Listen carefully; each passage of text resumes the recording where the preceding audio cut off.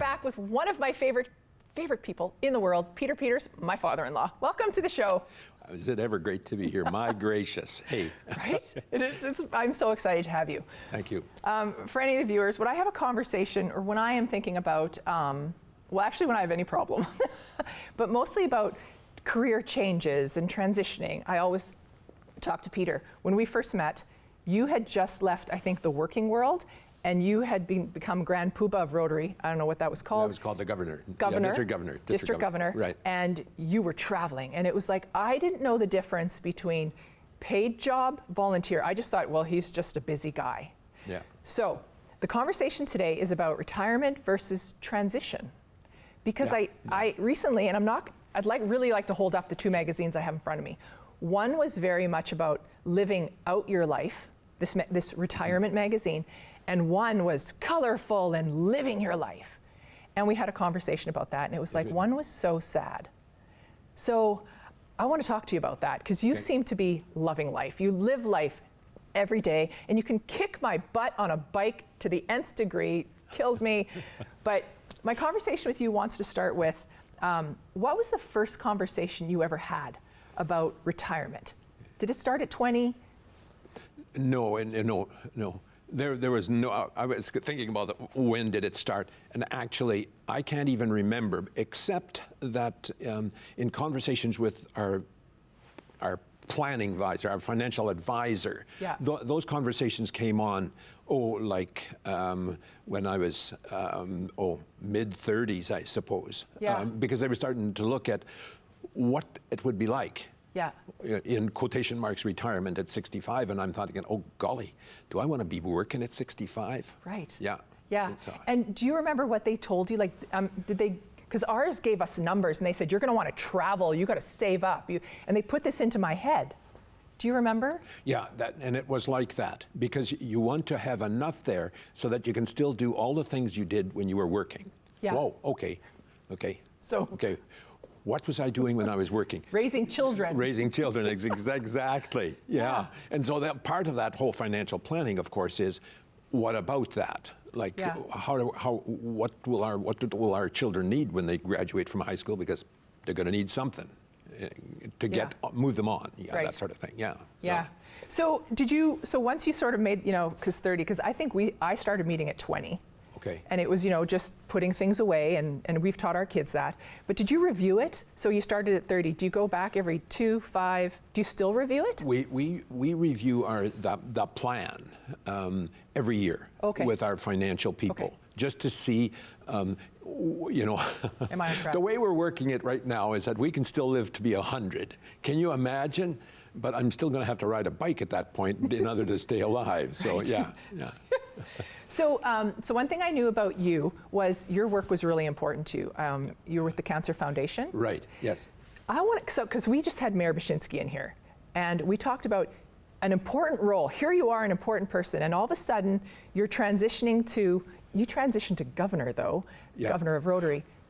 That transition, how important? Well, that's really the key, and I like your observation about it isn't retirement, it's transition. Yeah. Because retirement says that you stop doing stuff. And I had this opportunity, and I was interviewed to be the district governor of our district, our Rotary district, which goes from Saskatoon in the west to Kenora, Ontario in the east. Yeah. And so there were 48 clubs, and what that really meant was that you had to visit all these clubs. Wow, what an opportunity that was going to be. And so I was interviewed for that, and lo and behold, I was selected to do that.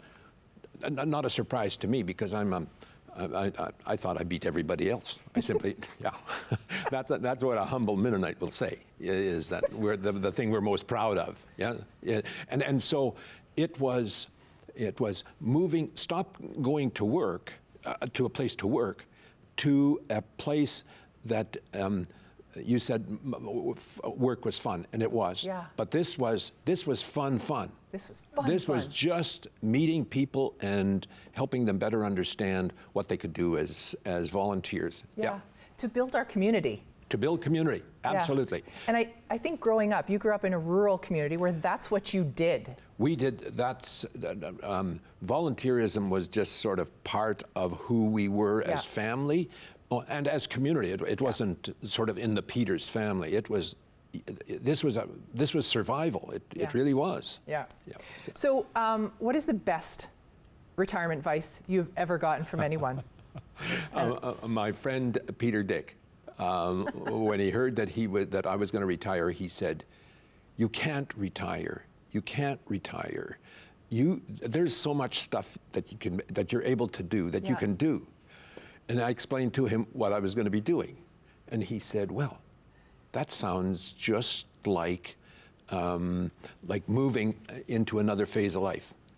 And I thought, hey, yeah, that's better. Yeah, and that's when the word your word transition really comes in. Yeah. Because that simply allowed us to move right out of a work situation, and I stayed at home, and my work became getting ready for my Rotary year. Right. Yeah.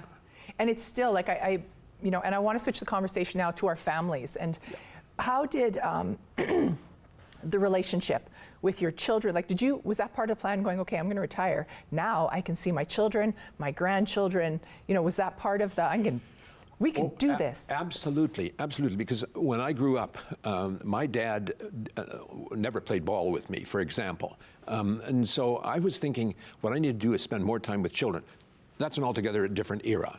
One has to appreciate it wasn't my dad's fault. It was just that's the way life was, and so having part of family and being part and involved in their activities and was really important. And now when I think back and I watch our children, golly sake, they're in an altogether different world than I even was, and that trumped, and my world trumped my dad's, and so it's just a way of how life goes on. Yeah, but we're learning from the best, Peter. Yeah, well, let's go with that. There was a game our kids used to play on the monkey bars. They would close their blinders, they would close their eyes and play tag on monkey bars. Oh, yes. I'm thinking you were 70 years old at the time, and you were on the monkey bars, and I'm cringing from the ground going, oh, Peter, please don't fall. And you were right in the game. Well, I hope to be that one day, and I wasn't that at 40. Good luck with that. Yeah. Good luck with that, Lisa. Get on your bike. Yeah. So what? And I don't know how much time we're going to have. We're running out. But what special things, or would you want to leave your children, or?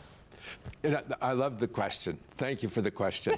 And I think, that's part of the way we have the way we have gifted our children. Is and I don't want to make this sound preachy, but in the prophet Micah in the Old Testament, there is counsel Micah gives to the Israelites, and he says, "This is what the Lord expects of you: to do justice, to do justice, to live kindness, and to walk humbly with your God." Isn't that the power of our being? Is to love people and to help them get along, and or to help them get by. And so you can do that with work, but you can also do that as a volunteer, because there aren't enough hours in your day to fill all the opportunities for volunteerism. So there are lots of volunteer opportunities. Share what you have and do it joyfully. Yeah. Well, hey. Well, I am going to talk about a little argument that happened. This is funny. Our Christmas was just celebrated a few days ago. Yes. And you stole a walking stick. So I'm lucky enough, I snagged one of your sons, 3 sons. One made the walking stick. One other son got the walking stick. You stole the walking stick. That's how we do it. And did you hear what your son said to you? No, I didn't. He said, oh, don't worry, one day I'll get it back. Yes, that's right. So there's something for Dean. One day he's going to get that, because it was a beautifully done walking stick. Yeah, it was. And that's really an important point, because I have received all sorts of things from our children, and I'm thinking about getting them back those things. Oh, those all right. gifts that they gave us or gave me. I have them identified. All right. They can go back. Go back. Yes. Peter, I want to thank you for joining, and just thank you for joining us here, sharing your story, but always answering my phone calls.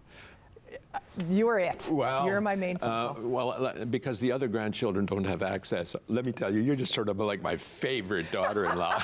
You know, I'm showing this to everyone, so There you go. thanks for coming. Thank you. We'll have you back one day. Thanks. All right. Well, that was Peter Peters. I'm glad to introduce you to my father-in-law. He is always on the other end of every phone call I have. If it's not my husband, it's my father-in-law. So I hope you enjoyed that.